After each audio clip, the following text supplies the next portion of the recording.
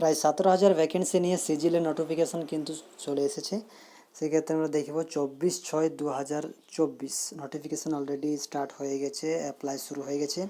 1 মাস ধরেই কিন্তু অ্যাপ্লাই চলবে 24/7 পর্যন্ত, এবং লাস্ট ডেট অ্যাপ্লিকেশনের 24/7/2024 রাত্রি 11টা পর্যন্ত। অনলাইন পেমেন্ট কিন্তু তার পরের দিন 25/7/2024 পর্যন্ত রাত্রি 11টা পর্যন্ত চলবে।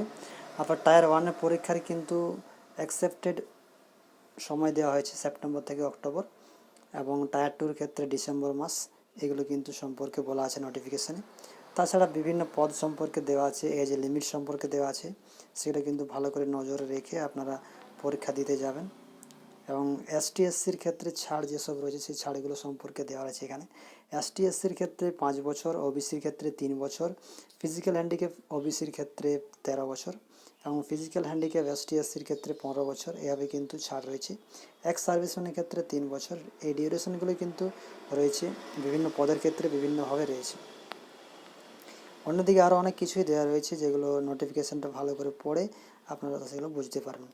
যেমন বিভিন্ন পদে যে যোগ্যতা, সেই যোগ্যতা সম্পর্কে রয়েছে। যেমন জুনিয়র স্ট্যাটিক্যাল অফিসার, সেক্ষেত্রে কিন্তু গ্র্যাজুয়েশন, তাছাড়া 12-এর 60% মার্ক হলে চলবে। এভাবে কিন্তু অনেকগুলো পদ সম্পর্কে দেওয়া আছে, সেগুলো ভালো করে পড়ে আপনারা কিন্তু তারপরে অ্যাপ্লাই করতে যাবেন। তাছাড়া অ্যাপ্লিকেশান ফি কিন্তু 100 টাকা লাগবে, এবং মহিলা এবং